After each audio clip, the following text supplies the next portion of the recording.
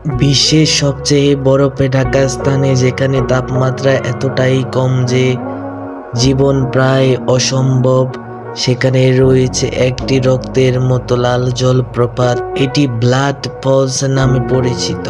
কিন্তু কিভাবে এই বরফের রাজ্যে তৈরি হলো এই রহস্যময় রক্ত দ্বারা, আজ আমরা জানবো ব্লাড ফলসের বৈজ্ঞানিক কারণ এবং এর পিছনের চমকপ্রদ গল্প। ব্লাড ফলস অ্যান্টার্কটিকার টেলর গ্লেসিয়ারে অবস্থিত। এটি প্রথম আবিষ্কৃত হয় 1911 সালে। যখন বিজ্ঞানীরা এটি দেখেন তখন তারা মনে করেছিলেন এটি হয়তো গ্লেসিয়ারের কোনো রাসায়নিক প্রভাবের ফল, কিন্তু এর পিছনে লুকিয়ে আছে আরো গভীর এক রহস্য। প্রথমে মনে করা হয়েছিল হয়তো পানির সঙ্গে কোনো লাল শ্যাওলা মিশে আছে, কিন্তু পরে গবেষকরা জানালেন এই লাল রং আসলে আয়রন অক্সাইড বা লৌহ জং এর কারণে।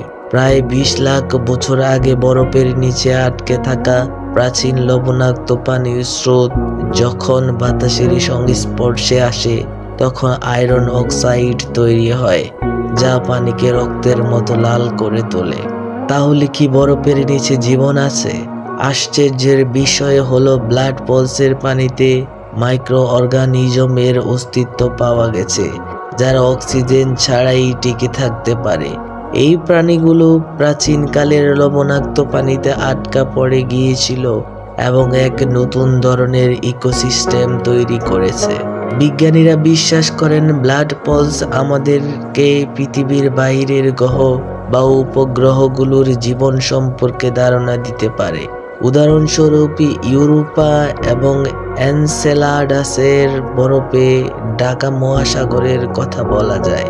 এই ধরনের পরিবেশে কিভাবে প্রাণ টিকে থাকতে পারে তা বোঝার জন্য ব্লাড ফলস একটি গুরুত্বপূর্ণ উদাহরণ। ব্লাড ফলস শুধু বৈজ্ঞানিক গবেষণার জন্যই গুরুত্বপূর্ণ নয়, এটি প্রাকৃতিক সৌন্দর্যের একটি অদ্ভুত নিদর্শন। এর অদ্ভুত রং এবং অবস্থান এটিকে পৃথিবীর অন্যতম রহস্যময় স্থান বানিয়েছে। আপনি কি এই লাল জলপ্রপাত একবার দেখতে চান? তবে আপনাকে অ্যান্টার্কটিকার কঠিন পরিবেশে পৌঁছানোর জন্য প্রস্তুত থাকতে হবে। ব্লাড ফলস আমাদের দেখায় যে পৃথিবী কতটা বৈচিত্র্যময় এবং রহস্যময় হতে পারে। এই লাল জলপ্রপাত কি আপনার কৌতূহল বাড়িয়েছে? জানাতে ভুলবেন না কমেন্ট সেকশনে।